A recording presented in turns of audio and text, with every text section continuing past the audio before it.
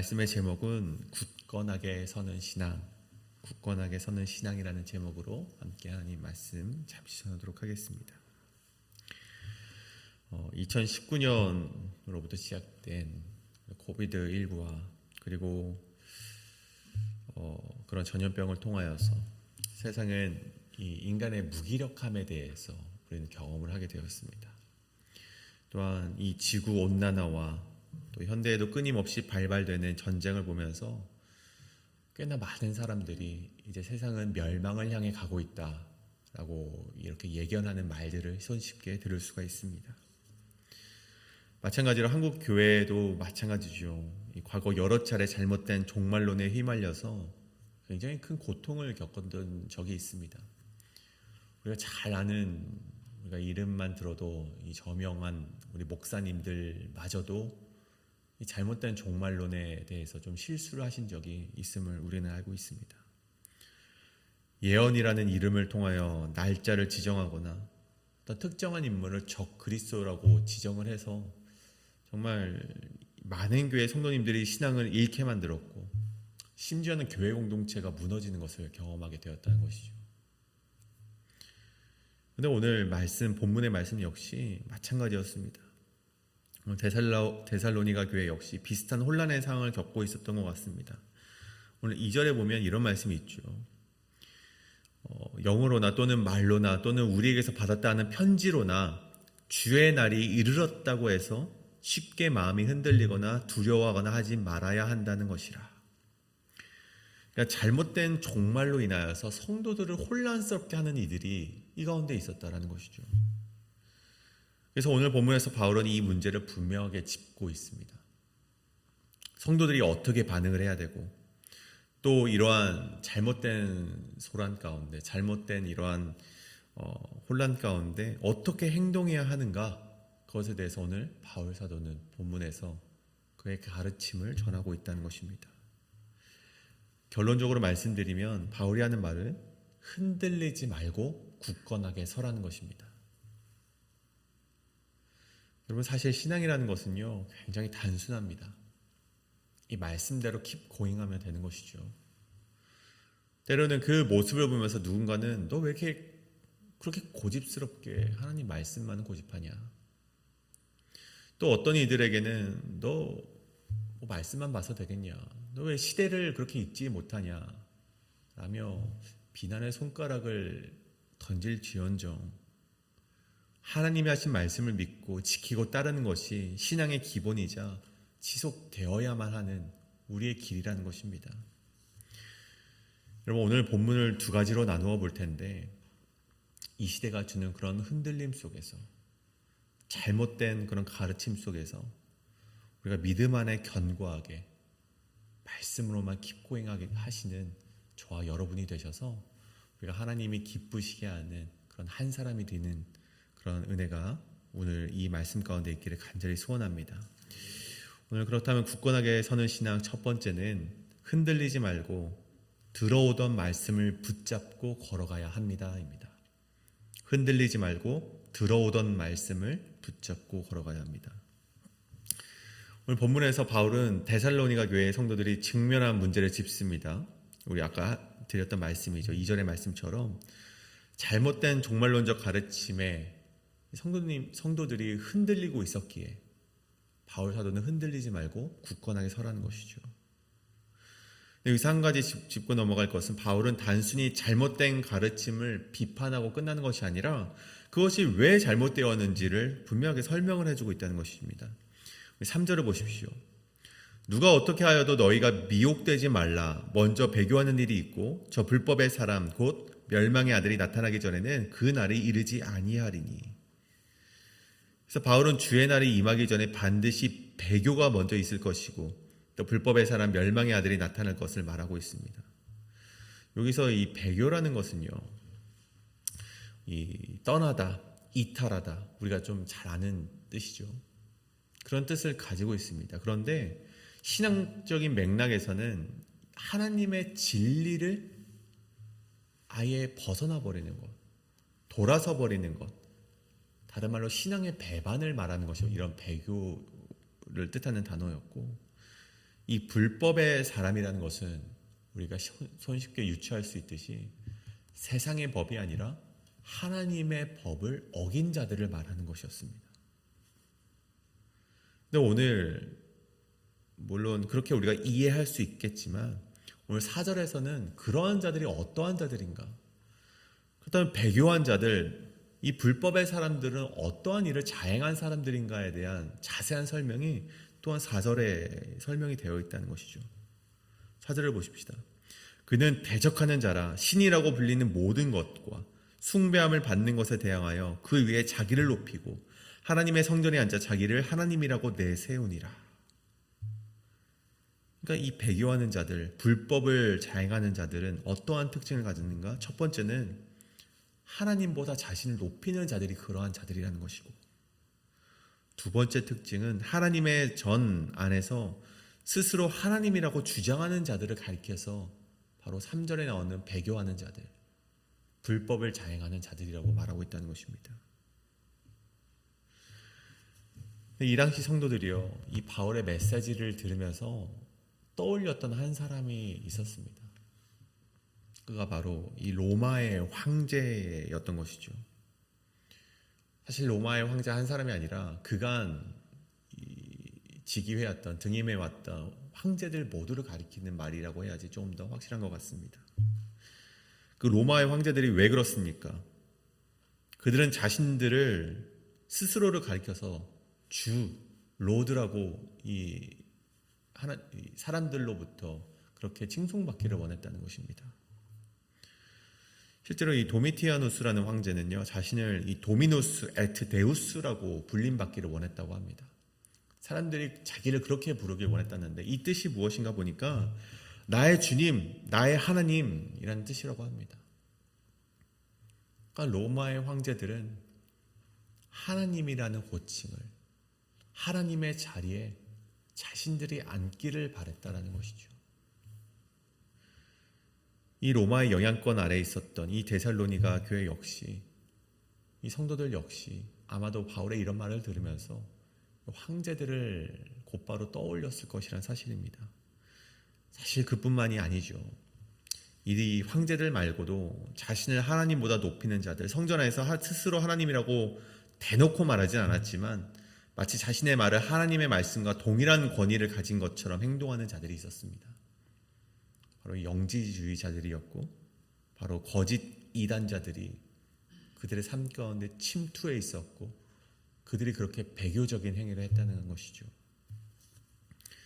여러분, 그런 자들이 자꾸만 성도를 미혹하니까 성도들이 자꾸만 흔들리고, 주님의 날이 언제 올지 모른다고 분명히 말씀하셨는데 저들은 자꾸만 왔다라고 미혹하니까 정말 그런가라고 흔들릴 수밖에 없었다는 것입니다. 제가 어제 말씀을 준비하면서 좀 찾아보다가 이 문선명의 아들 중에 이 문선희 씨라는 자가 있더라고요.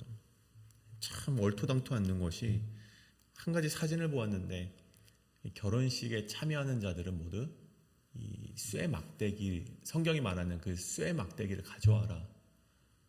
보니까 그것이 다 이 AK 소총을 가지고 오라, 어떤 총을 가져오라는 것이었어요. 그래서 사진을 보니까 결혼식에 총을 들고 찍은 사진을 또 이 미국에서 자행을 하는 그런 가르침을 자행하는 것을 어제는 보게 되었습니다. 여러분, 그런 잘못된 가르침, 여러분 마치 스스로 그 말씀이 자신이 해석하는 것이 진짜인 마냥 말하는 사람들이 이 시대에 왜 없겠습니까? 오히려 이 초대교회 시대보다 더 많고 더 많은 그런 죄악을 자행하고 자신이 하나님이다라고 말하는 자들이 이 시대에 더욱더 많아졌다는 것이죠. 근데 그러한 자들을 향해서, 또 이 초대교회, 이 데살로니가 교회를 향해서 바울이 무엇라고 말을 합니까? 5절에 보십시오. 내가 너희와 함께 있을 때 이 일을 너희에게 말한 것을 기억하지 못하느냐. 그러니까 이 말은 즉슨 바울이 한 번 말한 것이 아니고 반복적으로 가르쳤음을 의미하는 것인데, 즉 이러한 미혹거리가 전혀 새로운 이야기가 아니라 우리가 이미 충분히 가르쳐준 자신의 권면이었다는 것이죠. 너희 그런 것에 이끌려가서는 안 된다. 오직 진리는 예수 그리스도뿐이다. 끊임없이 바울이 그들에게 전해 주었다는 것입니다. 근데 자꾸만 이들이 새롭고 신선한 이론에 끌려가고 자꾸만 그런 이들의 이끌림을 받아서 미혹되는 것을 보면서 바울이 굉장히 답답했던 것이죠. 그래서 그런 그들을 보면서 내가 너에게 말한 것을 지켜라라는 것입니다. 그런 새로운 것에 미혹되지 말고 끊임없이 너희가 들어오던 것을 지켜 행하라는 것이죠. 들어오던 말씀만을 지키라는 것입니다. 여러분, 오늘날도 제가 말씀드렸지만 역시 성도들을 미혹하는 자들이 있습니다. 꼭 이단 아들이 아니고 꼭 뭐 영지주의자들처럼 다른 가르침을 전파하는 사람들이 아니더라도 이 교회 안에서 성도들 간에 아니면은 이 교회 가운데 들어오는 어떠한 잘못된 그런 가르침 때문에 미혹되는 일들이 굉장히 많다라는 것이죠. 근데 여러분 9절 이후에 기록되는 그러한 자들의 목적이 무엇입니까? 기적과 표적만을 강조하며 환심을 사고 거짓된 말로 사람들을 미혹할 뿐 진리를 사랑하지 않고 복음에는 관심이 없기에 결국 멸망당하게 될 자들이라는 것입니다. 사랑하는 성도 여러분, 우리도 살아가면서 계속해서 들어오던 말씀을 들으면서 때로는 야, 저 뭐 듣던 말씀이네, 또 똑같은 말씀하네.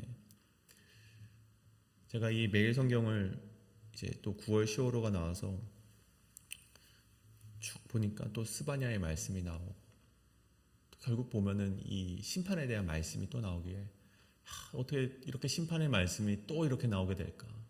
그간 심판 많이 당했는데 어떻게 또 심판을 당하는 그런 메시지를 또 전할 수 있을까라는 생각을 좀 하게 되었습니다. 근데 여러분, 오늘 바울이 말하는 것을 기억하십시오. 이 일을 너희에게 말한 것을 기억하지 못하느냐? 여러분, 말씀은요, 우리가 들어오던 말씀을 계속해서 붙잡고 가야 된다는 것입니다. 누구를 지칭하는 것은 아니지만 어떤 유튜브에 새로운 목사님이 말씀이 너무 신선해, 너무 신선한 접근이야. 물론 그 신선할 수 있겠지만 여러분, 우리가 끝까지 짊어지고 가야 될 말씀은, 복음은 여러분 헤아릴 새 것이 없다라는 것입니다. 분명히 붙들고 가야 될 복음은 예수 그리스도 하나이고 우리가 그 예수 그리스도를 벗어나서 살아갈 때는 심판을 받을 것이다. 회개해야 한다. 그 진리는 변함이 없다라는 것입니다. 여러분, 우리는 이 복음 위에 그 말씀 위에 굳건하게 서서 나아가야만 합니다. 그 가운데 흔들리지 말고 두려워하지도 말고 미혹되지도 말아야 합니다. 그래서 오늘 우리에게 주시던 말씀, 우리가 계속해서 들어온 말씀만을 우리가 붙잡으며 여러분 그 복음의 한 길로만 걸어 나가시는 저와 여러분 되시길 간절히 소원합니다. 이것이 바로 첫 번째, 흔들리지 말고 들어오던 말씀을 붙잡고 걸어갑시다입니다. 두 번째는 하나님의 택하심을 붙들고 굳게 섭시다입니다. 앞부분에서 바울은 성도들에게 흔들리지 말고 미혹되지 않기를 강하게 권고를 했습니다. 근데 신앙이라는 것은 단순히 흔들리지 않음으로 끝나지 않습니다. 그러니까 흔들리지 않는 상태로 만족하지 않는다는 것이죠. 정말 중요한 것은 어디에 어떻게 서 있느냐, 그것을 우리가 분명하게 해야 된다는 것입니다. 그래서 바울은 먼저 15절을 말씀해서 이렇게 말을 하죠. 그러므로 형제들아, 굳건하게 서서 말로나 우리의 편지로 가르침을 받은 전통을 지키라. 굳건하게 서라는 것이죠. 굳건하게. 근데 어디에 굳건하게 서야 하는가? 또 13절 하반절을 보시면 하나님이 처음부터 너희를 택하사 성령의 거룩하게 하심과 진리를 믿음으로 구원을 받게 하심이니. 여러분, 여기서 먼저 택하사라는 단어를 좀 보길 원합니다. 이 단어는 이 구약에서 하나님께서 자신의 백성, 이스라엘 백성을 택하실 때 그때 사용되었던 히브리 단어와 동일한 단어입니다. 그러니까 인간이 어떠한 자격 때문에, 어떤 능력의 뛰어남 때문에 하나님의 택하심을 받은 것이 아니라 하나님의 주권적인 선택, 하나님의 주권적인 은혜를 가리킬 때 나오는 단어가 바로 이 택하심이라는 단어입니다. 게다가 뿐만 아니라 이 처음부터라는 단어를 통해 알 수 있듯이 우리를 향한 택하심은 우연하게 생긴 일이 아니라 하나님의 계획 속에서 처음부터 우리를 택하셨다라는 말씀인 것입니다. 그러니 우리가 붙들고 서야 할 자리는 어디입니까? 불안정한 내 감정이나 내가 겪고 있는 상황 가운데 우리가 굳건히 서라는 것이 아니라 흔들림 없이 하나님이 택하셨던 그 자리에 우리가 서야 한다는 것입니다. 하나님이 나를 택하셨던 그 자리, 나를 부르셨던 그 자리에 우리가 굳건히 서라는 것이죠. 오늘 그 택하심에 대해서 오늘 성경은 두 가지로 좀 이야기를 하고 있습니다. 13절 그 다음 말씀이죠. 첫째, 성령의 거룩하게 하심인데, 이것은 이 성령께서 우리를 세상과 구별하게 하시고 하나님의 소유로 삼으신다는 의미이고, 둘째는 진리를 믿음으로 구원받게 하셨다는 것. 진리를 믿음으로 구원받게 하셨다는 것. 이것은 결국 우리의 구원은 우리가 진리를 믿음으로 이루어진다는 것이죠. 믿음의 반응이 함께 아우러진 하나님의 은혜의 선물이 바로 택하심이라는 것입니다.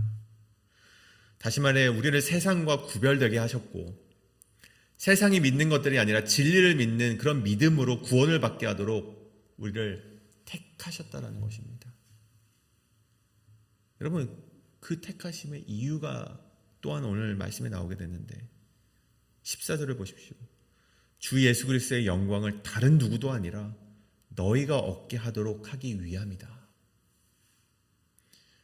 주 예수 그리스도의 영광을 그냥 예수님께만 주는 것이 아니라 그 영광을, 그 부활의 영광을 우리 모두가 함께 그 영광을 누리길 원한다라는 하나님의 목적이 있다는 것이죠.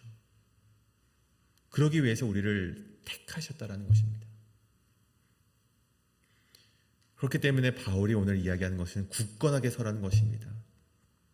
이 택하심의 자리 위에, 다른 말로 예수 그리스도의 영광의 자리 위에 우리가 굳건히 서 있어야만 한다는 것입니다. 결국 여러분, 우리의 삶을 지탱하는 힘은 어디서 나옵니까? 새롭고 어떤 화려하고 우리를 미혹하는 것들이 아니라 우리에게 약속되어진 복음 위에서만 우리의 삶을 지탱할 수 있는 힘이 나온다는 것을 우리는 반드시 깨달아야 한다는 것입니다. 사랑하는 여러분, 신앙은요, 내 힘으로 애써 버티는 싸움이 아닙니다. 하나님이 처음부터 택하시고 지금도 붙드시는 그 은혜 위에 굳건하게 서는 싸움이, 굳건하게 서 있는 것, 우리 목사님이 말씀하셨던 인내, 능동적인 인내를 가지며 살아가는 것, 그것이 바로 우리가 걸어가야 될 신앙의 길이라는 것이죠.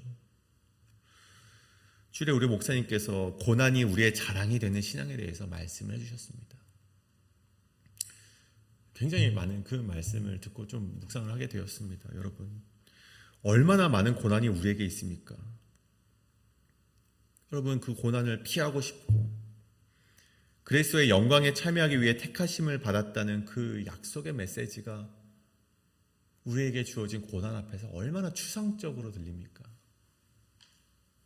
하나님이 약속하셨다라 그러는데 이 고난이 얼마나 고통스럽습니까? 하지만 오늘 이 바울 사도는요, 그런 데살로니가 성도들에게 이러한 권면을 하고 있습니다. 16절과 17절의 말씀입니다. 우리 주 예수 그리스도와 우리를 사랑하시고 영원한 위로와 좋은 소망을 은혜로 주신 하나님 우리 아버지께서 너희 마음을 위로하시고 모든 선한 일과 말에 굳건하게 하시기를 원하노라.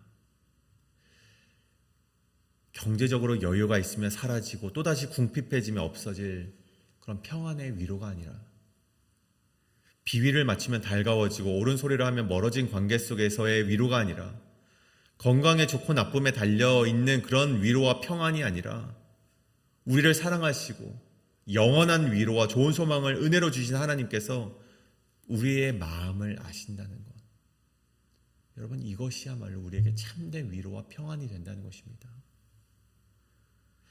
여러분, 오늘 말씀을 통해서 우리의 삶을 되돌아보길 간절히 소원합니다. 우리에게 주어진 고난과 미혹 가운데 우리가 흔들리고 있지는 않은가? 하나님께서 분명히 우리에게 약속을 하셨음에도 불구하고 나에게 주어진 고난 때문에 내가 흔들리고 있지는 않은가? 하나님께서 이미 약속하셨고 누차 이야기하셨던 길을 내가 의심하며 미혹되어서 세상의 방식대로 살아가려 하지는 않는가? 우리가 그것을 한번 되돌아보기를 소원합니다. 그래서 만약 내가 흔들렸다면 다시 나에게 들려주셨던, 여전히 그 자리에 있었던 그 복음의 말씀을 붙잡고 회개하며 다시금 이 자리로 돌아와 하나님의 약속에, 참된 위로와 참된 평안을 주시는 그 하나님의 약속에 붙들림 받는 인생이 되셔서 이 흔들림 많은 세상 속에서도 끝까지 믿음을 지켜나가시는 저와 여러분 되시길 간절히 소원합니다. 이 시간 함께 이것을 놓고 함께 기도하기를 간절히 소원합니다. 이 시간 하나님, 내가 세상의 많은 미혹 속에서도 다른 것 아니라 내가 꾸준히 들어오던 그 복음의 말씀만을 붙들게 하여 주시옵소서. 뿐만 아니라 내가 이 불안정한 상황이나 내 감정에 그냥 인내하며 나가는 것이 아니라 하나님이 나를 부르셨고 택하셨던 것을 기억하며 그 자리에 굳건하게 서며 오늘의 이 신앙을 지켜나가는 내가 되게 하여 주시옵소서.